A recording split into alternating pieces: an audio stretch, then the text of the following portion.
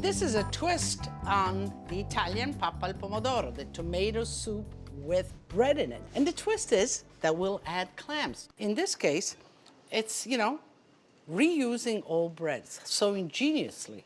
Bread that's been standing around for 2-3 days, you put it in and it cooks into the soup and becomes like a papa. It sort of makes the soup velvety, and it's a great way of reusing those products, Waste not, want not, what I kind of really feel. Because, my growing up was really basic in a courtyard with my grandmother. And my grandmother made sure that I didn't waste anything, that we didn't waste anything. We peeled the potatoes, we peeled the squash, we saved all of that. She had a big pot going for the piggies. She would cook that for them and feed them. Even when I ate the bread and all the crumbs, she would collect all of that. And she said, feed it to the chickens or to the birds, let somebody eat. So we'll make it sort of an Italian clam chowder with tomatoes, and it's very easy. So first let's begin getting the clams out of the shell. Some olive oil, sliced garlic, the clams right in there. A little peperoncino, I like that. And just a little bit of water to get them to open, and we'll use the water and everything else. And let's begin the tomato soup. We'll begin with a little bit of olive oil, onions right in here,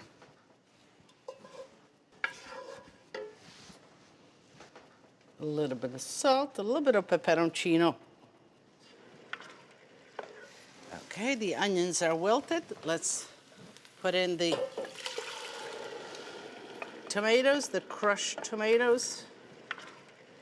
Let me rinse this a little bit. Slash, collect everything.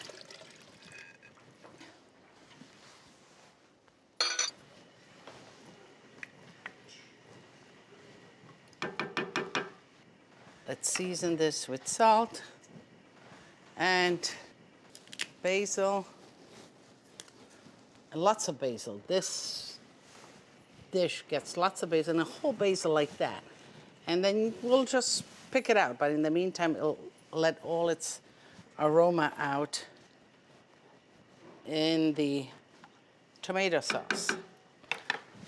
Cover it, and it'll perk away. And then we'll add the bread. And then we'll cook some more, and when that's just about done, we'll add the clams. On a beautiful gray and misty morning on Long Island's South Shore, my friend David Bastianich took me clamming with his friend Eric Young. Dave is the chef at Esca and an avid fisherman. And so what are we doing here today? I know what I could do with these, but what are these? These are beautiful. For fluke bait for the sport fishermen, So these are sparings, but I fry them. Yeah. And they're delicious. Oh, you're gonna give me some? Okay. Oh, they're beautiful. Yeah, you put it on top of spaghetti, huh? Dave took me out to learn the hard work of clamming by hand on Long Island's South Shore. Ooh, okay. So this is the territory for the clams, huh? Right. All right. Right. There's steamers and little necks up here. And these are baby mussels just starting to grow. They look like pearls. Right. They're beautiful. And how long is it going to take for them to grow? These should be about 6 months, 10 months maybe. Right. And then they're adult size. These are delicious. Wow. Yeah. These yeah. are wild. Wild. That's not farmed. So, Eric, what are you looking for? Over here, we're looking for holes in the bottom. The holes where the clam, the siphon comes up to the surface of the mud, and then it's exposed. So, there's some clams living in that area, and then you dig down. So this is a good area? There's a lot of holes here, so we're gonna try it right here. And tell me, what do I do now? This is just a fork. This is like what a farmer uses to turn over potatoes. So. Okay. And then we go ahead, show me. We dig in, start a hole, and then we see how deep down they are. These are just growing. These are just getting to be legal size. So like this is. See. You can take these are steamers. That's great. Yeah, that's legal size. So you put them right in here, right? Right in a bucket. So should I start here on this side? Yeah, you can dig right next to me. Then when you see some that are too small, you just put them back. You don't pick them up, and you try not to damage them. Oh, so I have this. What do you think? This is too small? Too small. Okay. This is about. You Oh, want to they're get the bigger nice. ones because the little ones wouldn't have any meat inside. Yeah, and we'll leave them back in there, right? Right. This way they get a chance to spawn. If you want to get in here. Oh, here's one. Oh, that's a little neck. A little neck. Right. That's a little neck. Right. Oh, We right. got one right there too. Right. Just covered Alright. one up, right?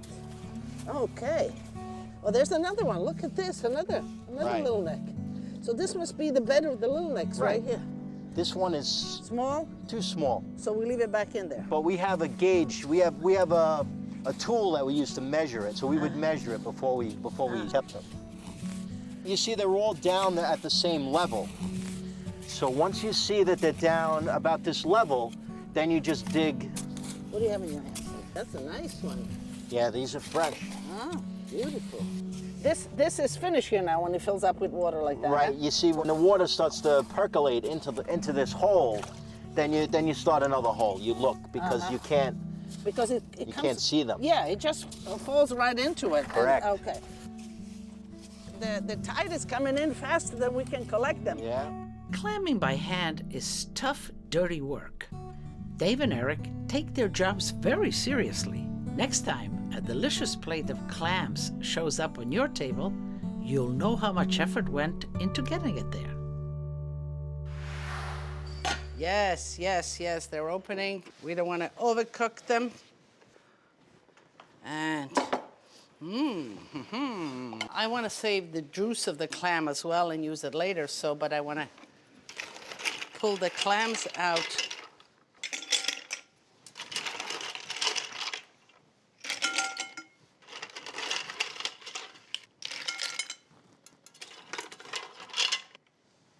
That's good. You could wait a few minutes for them to chill, but you know, I'm okay.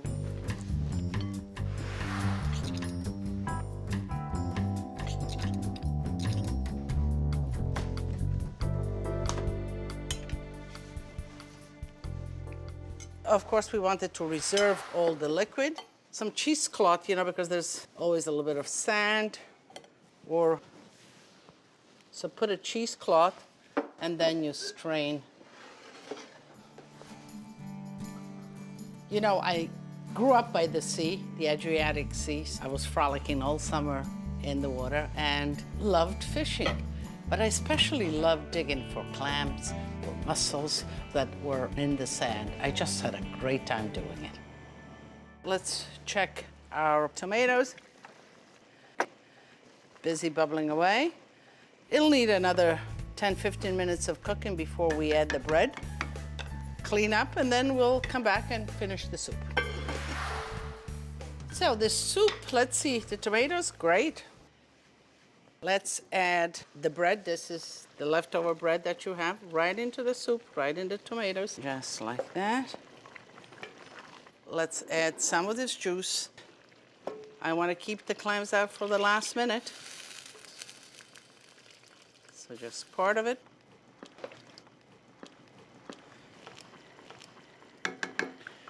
Let me taste.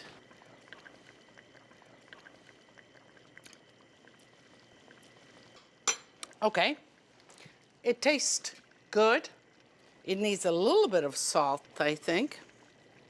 So this is the time that we're making all the adjustments. A little bit of the peperoncino. And we'll let the bread really cook down and disintegrate, and then we'll finish our soup. So the bread is breaking down. We're gonna help it a little bit. Let me get the basil. Okay. I'm getting this basil out because it gave all its best, but we'll put some more fresh basil in there. Okay. That looks good. Let me just help. That looks really ready to go. And the clams are just about cooked. They don't need any more cooking, so I'm gonna even shut the fire off, throw the clams right in with their juice.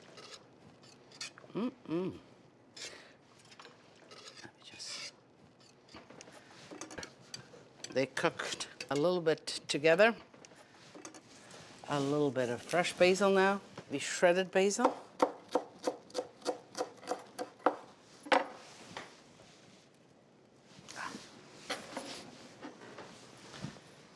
Tomato, basil, clam with a little bit of bread in there. All delicious. This.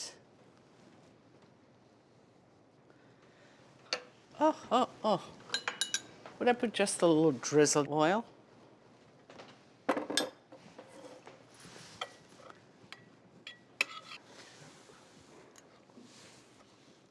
Really good.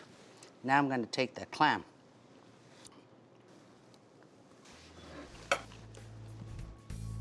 I'm a child again, frolicking in that water with all the aromas of that Adriatic water. Delizioso.